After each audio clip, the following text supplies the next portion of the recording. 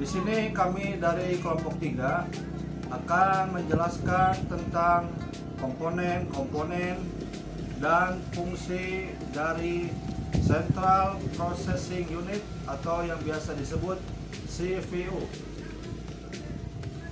Selanjutnya di sini kami akan memperkenalkan diri atau memperkenalkan identitas dari diri kami sendiri. Yang pertama dengan saya sendiri, nama saya Ari Irawan, kelas TIK W4119. Di sini di samping saya ada teman saya. Perkenalkan, nama saya Sarul Gunawan dari kelas TIK W4119. Selanjutnya, Perkenalkan, nama saya Janudinul Hakim dari kelas TIK W4119.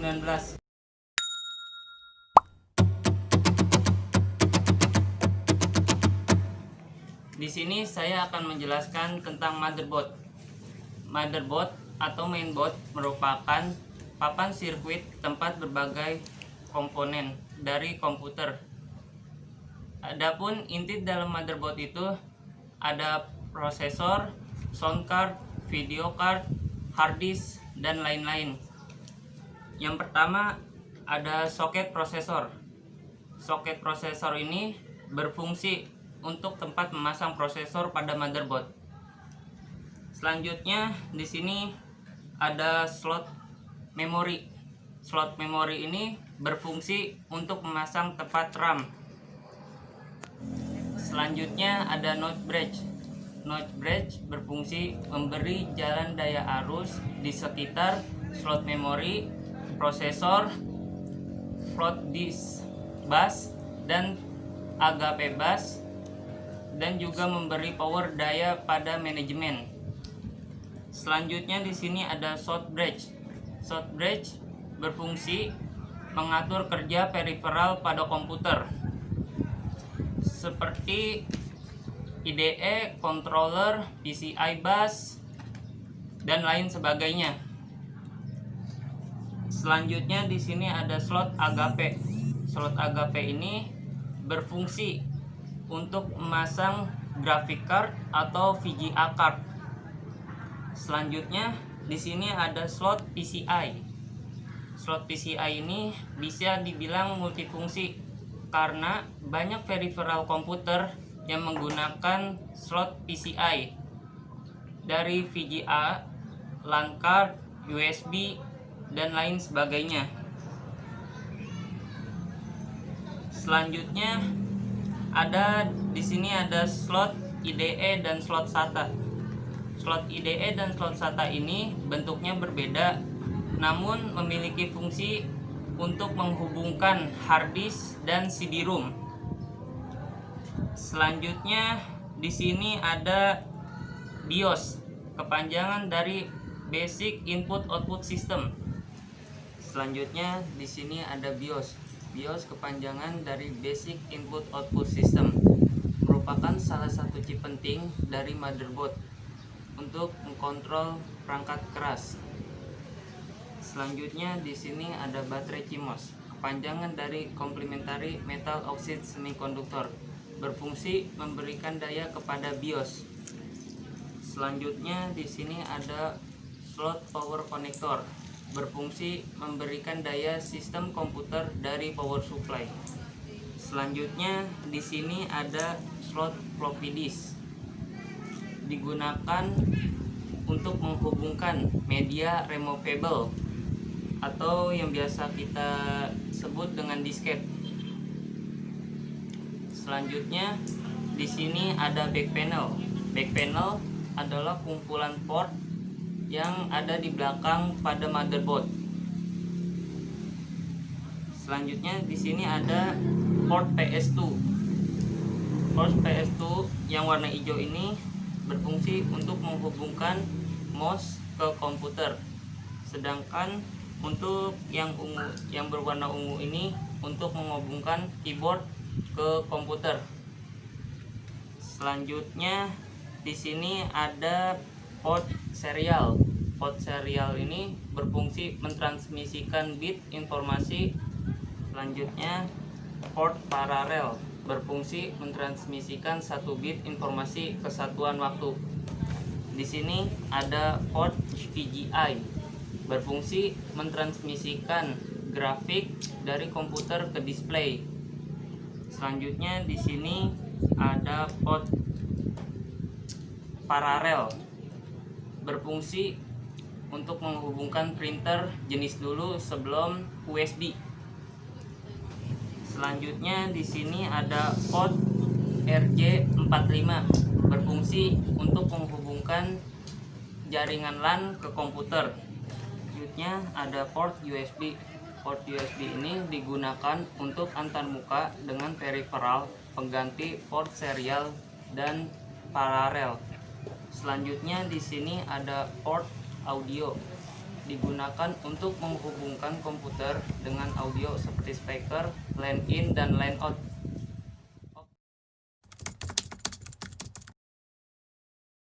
Oke, selanjutnya di sini saya akan menjelaskan casing CPU. Seperti ini.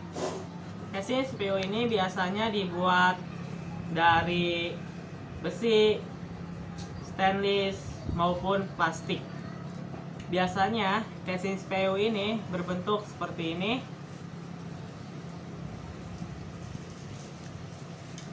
Dan berfungsi sebagai melindungi perangkat-perangkat yang di dalam CPU seperti dari panas, debu, air, maupun hal-hal yang menyebabkan kerusakan pada sistem CPU tersebut.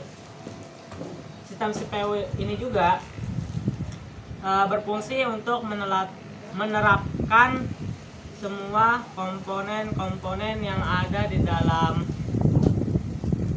CPU tersebut seperti motherboard, power supply,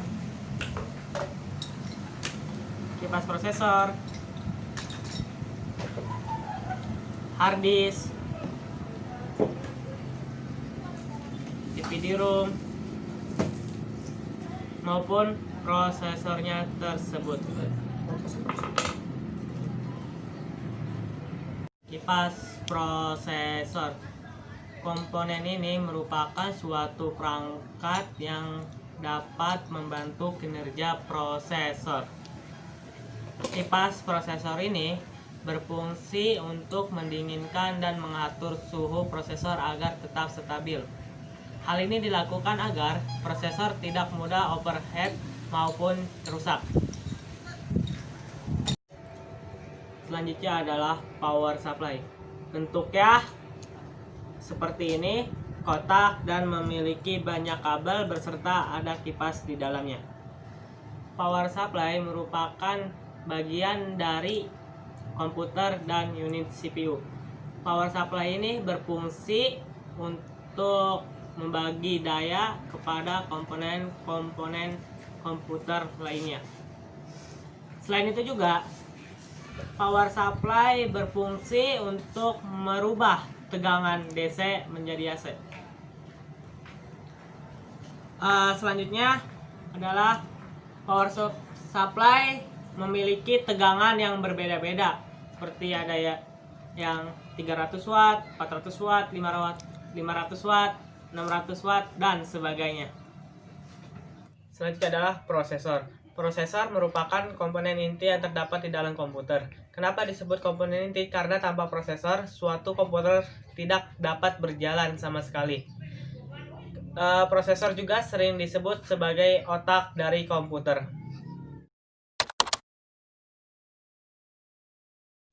Komponen selanjutnya di sini ada sebuah RAM. Bentuknya persegi panjang seperti yang saya pegang saat ini. Ini adalah sebuah wujud atau sebuah bentuk pada RAM itu sendiri.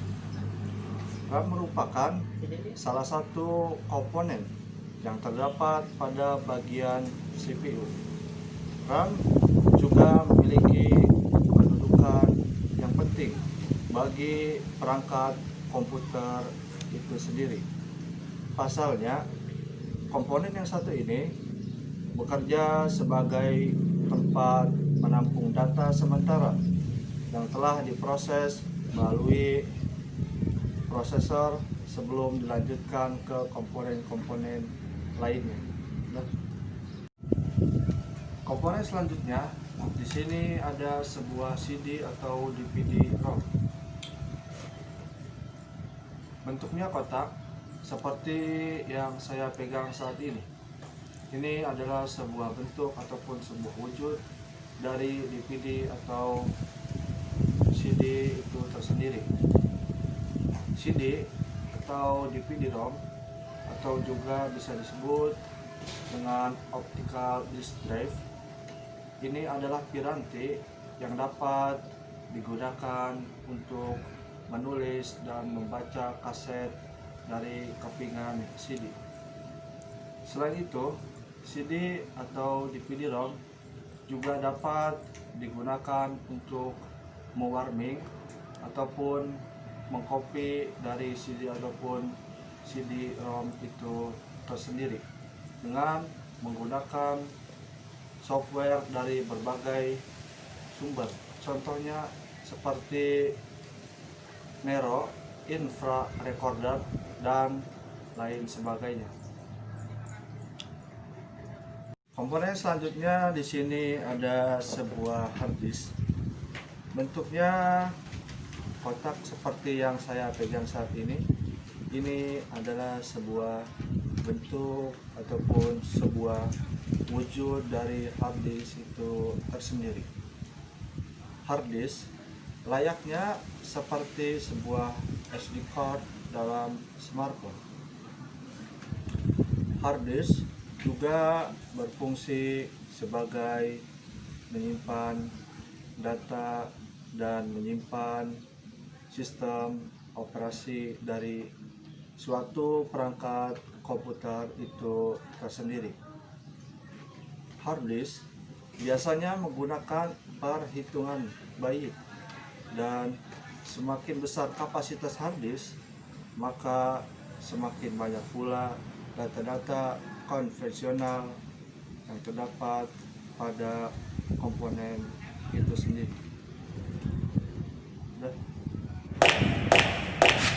Terima kasih, hanya itu yang dapat kami sampaikan. Kurang dan lebihnya mohon maaf. Ung Jerman Kola, waratang Jerman Kola. Jangan lihat siapa yang berbicara, tapi lihatlah apa yang dibicarakan. Terima kasih. Assalamualaikum warahmatullahi wabarakatuh.